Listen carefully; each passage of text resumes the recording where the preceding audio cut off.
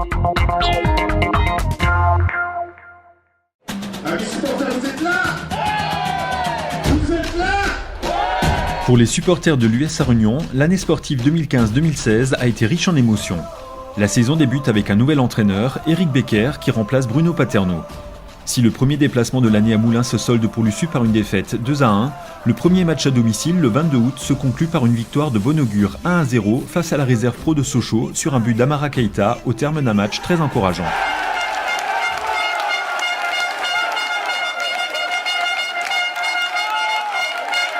Je suis très content d'avoir gagné le premier match de la saison à domicile. Match difficile.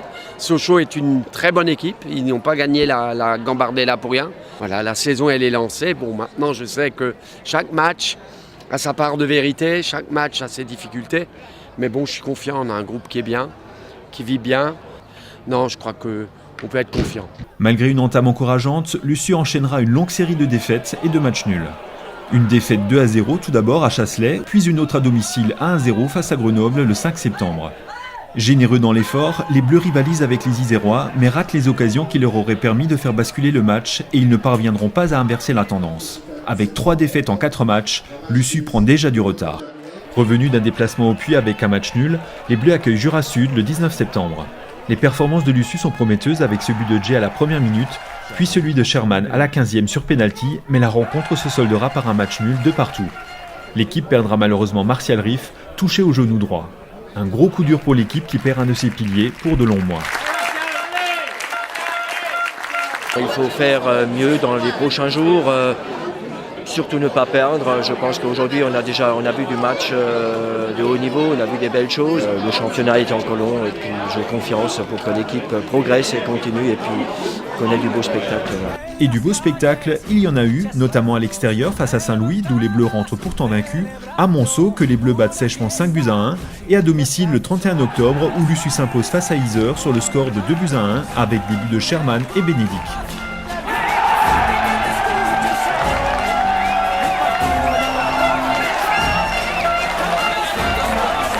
On va dire ils sont venus, ils ont vu, ils ont cru, ils ont perdu, et bonne rentrée.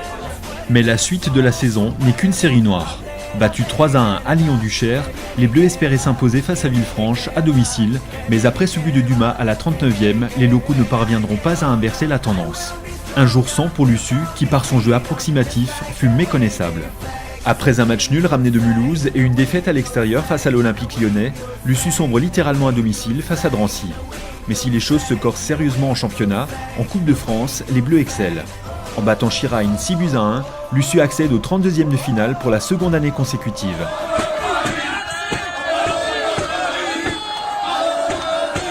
Opposé à Villefranche, il remporte le match après une rencontre haletante sur le score de 2-1 et s'ouvre pour la première fois les portes des 16e de finale.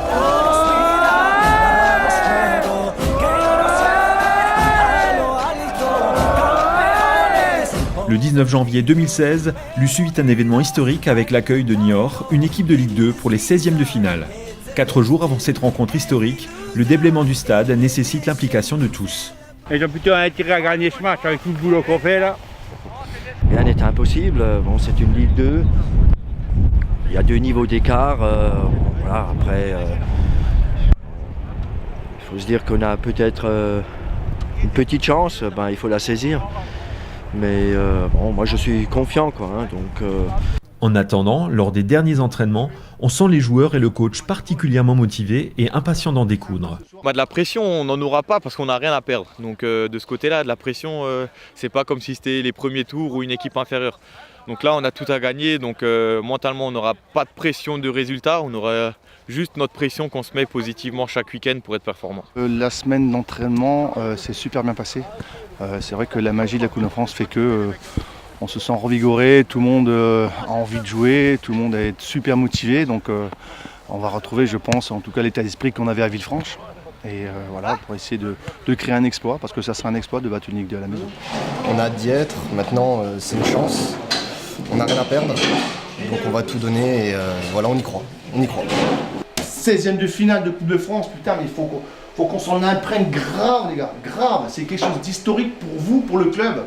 Donc on n'a pas le droit de passer à côté. Moi j'ai confiance en vous. Donc vous avez confiance en vos partenaires sur le terrain. Et je veux qu'on soit comme ça. Donc je veux cet état d'esprit-là. Et c'est comme ça que l'espoir, on va le faire. Moi, je vous le dis, certain. Le jour J, c'est l'effervescence au stade Omnisport et tout le monde croit aux chances de Luçu de réaliser un exploit. Ah, on va gagner, hein, 1-0, on va... Moi je crois en mes joueurs parce qu'on a été mauvais contre Drancy et on est rarement mauvais 2 fois de suite. Il y aura une grosse réaction ce soir, on va tout donner. Nous n'avons rien à perdre, nous sommes le petit poussé par rapport à Niort. Et sur un match, tout peut arriver et je suis persuadé qu'on pourra le faire. 1-0 à la 90e, ça suffit. La fête sera complète. Le match tient toutes ses promesses et à la 89e minute, c'est l'explosion de joie quand Sherman envoie les Bleus en 8e de finale.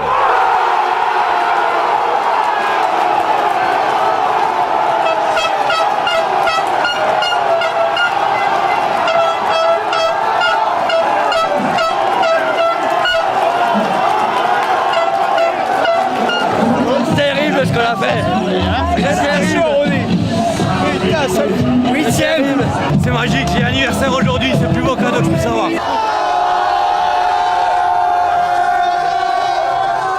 En revanche, en championnat, les choses ne s'arrangent pas franchement. Luçu espérait rebondir le 30 janvier en accueillant Chasselet. Menés au score sur un but très évitable, les Sarugnonnais ont eu l'énergie d'arracher le nul dans les dernières minutes avec cette passe décisive de Zerbini à Djé. Le match se conclut sur le score d'un but partout, un moindre mal. En accueillant Auxerre, la meilleure défense du groupe B le 6 février, les joueurs d'Éric Becker sont au niveau de leurs adversaires, mais craquent sur une erreur individuelle à la 72e.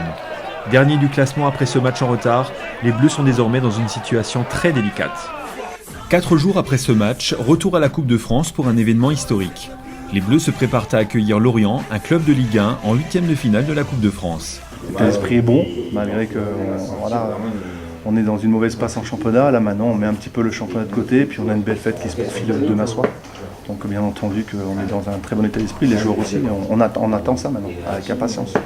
On va essayer de faire un truc géant, ce serait formidable d'atteindre l'écart, ce serait magique. Rêvons un peu, on a le droit. Nous sommes à 24 heures, on verra demain soir. C'est l'effervescence au centre-ville de Sarre-Union et dans le cœur de tous les amoureux du ballon rond. Voilà, là on est bien, on est gonflé à bloc. On attend juste avec impatience d'ici 7 heures ce coup d'envoi. Et avec un stade bondé, plein, une grosse fête. Et que nous marquons ce but, voire 2 buts pour aller au prochain tour. C'est un jour extraordinaire pour nous. On en a rêvé depuis des années. On s'est toujours dit on n'y arrivera pas. Et si, on y arrive. Si on arrive à les bouger et à éventuellement passer, voilà, comme un peu contre Niort, ce sera extraordinaire. Jamais on n'aura vu autant de spectateurs au stade Omnisport et tout le monde croit aux chances des Bleus de réaliser un nouvel exploit. Ça fait maintenant 23 ans que le Sarre-Union cherchait à faire quelque chose en Coupe de France et aujourd'hui c'est le moment. Si on devait encore une fois suivre Granville et se qualifier pour le quart de finale, ça ferait tout simplement énorme. J'ai regardé un peu la compo d'équipe, c'est du lourd, mais tout le monde sait que sur un match tout est possible. Mes joueurs sont motivés à fond, nous sommes tous motivés à fond. On va essayer de le faire, on est là pour ça. Et moi j'y crois dur comme fer, tout simplement. Après avoir bien résisté durant toute la première période, en seconde, Luçu ne pourra rien contre les Lorientais qui inscriront 4 buts. Pour les joueurs, la déception est énorme.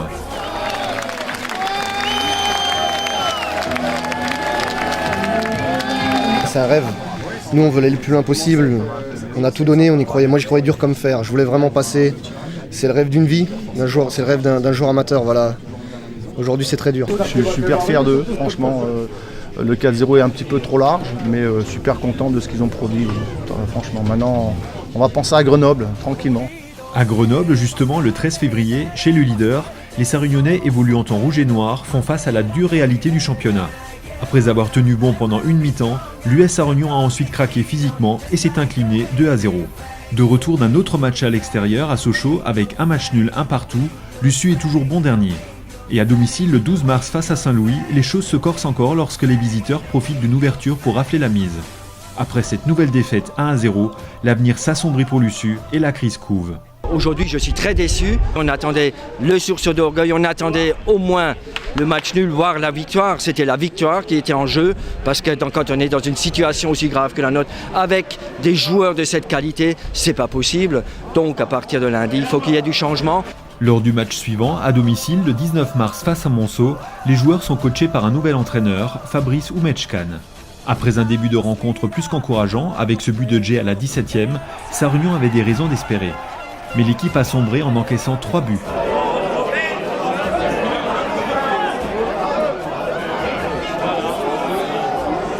Avec la rage au ventre, les locaux finiront par s'en sortir en égalisant presque miraculeusement avec un doublé de Sherman en fin de rencontre.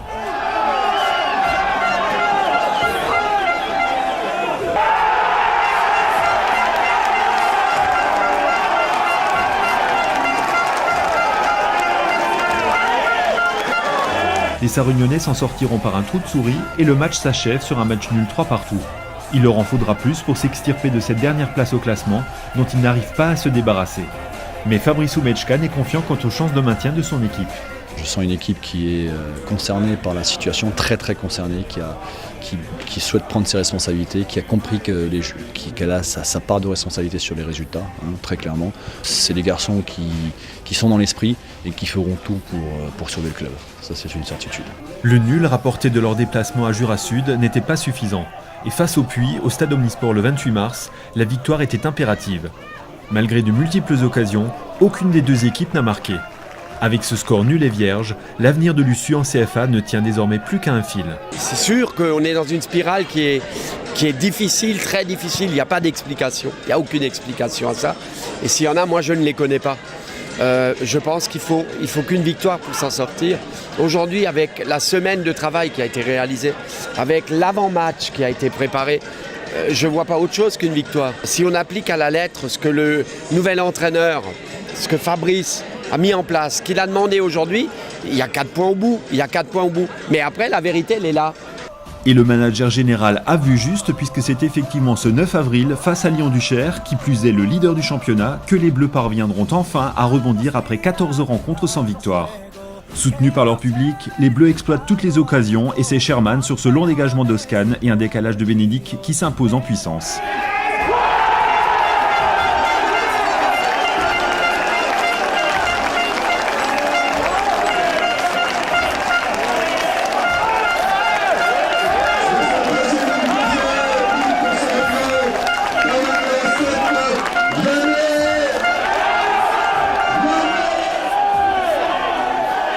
Quatre minutes plus tard, Bénédicte sera à 2 doigts de doubler la mise. Les Bleus s'imposent 1-0, mais il ne leur reste plus que 6 occasions pour redonner de la couleur à leur maillot. Les Bleus seront dominés 1-0 à l'extérieur face à Villefranche et lors de l'accueil de Mulhouse le 30 avril, ils ne pourront s'offrir mieux qu'un match nul. Réduits à 9 après l'expulsion de Sherman et Morera, ils seront menés au score par Mulhouse.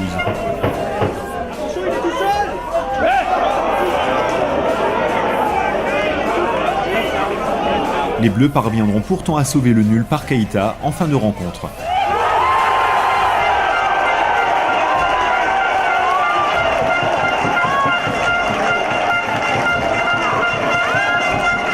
Franchement dit, on n'est pas encore mort, quoi. Je veux dire, on aurait eu une défaite, on aurait pu crier, voilà, bon, on va descendre en CFA2. Aujourd'hui, on n'est pas mort. À 9 contre 11, c'est incroyable ce qu'ils ont fait.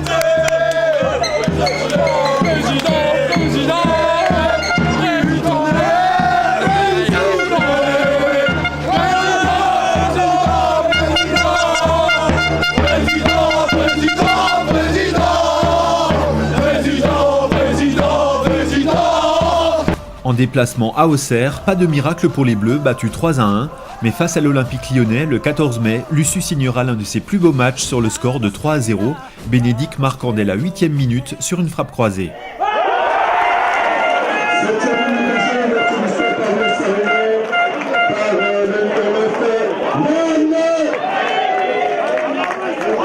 Beltati, servi par Mounas, marquera le 2e but.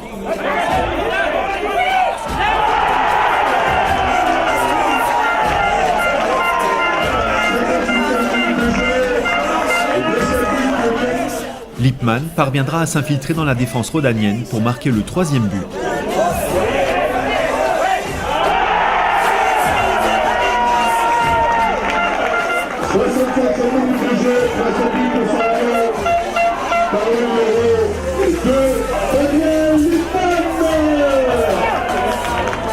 Grâce à ce succès, avec le match nul du Puy et la défaite de Monceau, Sarre-Union est encore mathématiquement dans le coup, mais les joueurs n'ont plus leur destin entre les mains. Au vu du match, on aurait même pu aggraver le score à plusieurs reprises. Je crois qu'aujourd'hui tout était en place et aujourd'hui aussi on a vu le retour performant d'un homme qui était blessé toute la saison, Martial Riff, et on a vu que tout le monde était combatif et que l'équipe était cohérente du début à la fin. Et c'est un peu dommage, j'espère qu'on n'aura pas de regrets en fin de saison. C'est un peu dommage d'avoir pas vu tout ça depuis le début de la saison, quoi. Donc aujourd'hui, j'espère que cette victoire va encore une fois nous relancer parce qu'il y a encore 2 matchs à jouer et puis 2 victoires à prendre. Battus 3-2 à Drancy lors de leur dernier déplacement, les Bleus ne se font plus guère d'illusions sur leur sort et le club se prépare à la relégation en CFA2. Quant à la dernière journée de championnat, elle a laissé planer pendant un temps un espoir de repêchage. Pour l'instant, on attend l'équipe de Moulins. Pour l'instant, elle n'est pas là. Il faudra attendre, se baser sur le règlement, c'est-à-dire attendre jusqu'à 6h15. Et à 6h15, on constatera que l'équipe de Sarre-Union soit bien pressante et que l'équipe de Moulins, on verra si elle ne sera pas là ou pas, quoi.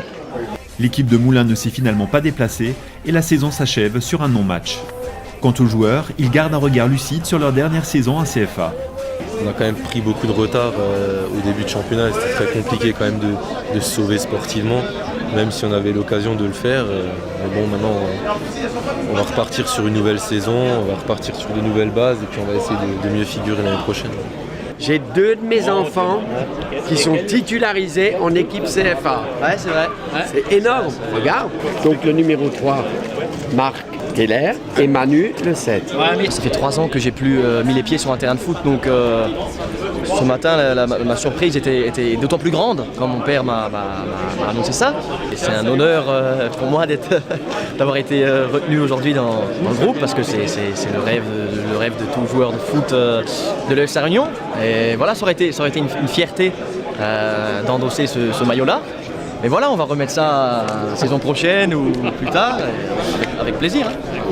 Cette édition 2015-2016 se termine maintenant par un match pas joué, c'est dommage. Mais enfin voilà, ça fait aussi partie des péripéties du football. En CFA2 comme en Coupe de France, nul doute que les Bleus offriront à leurs supporters une année sportive 2016-2017 intense et riche en émotions.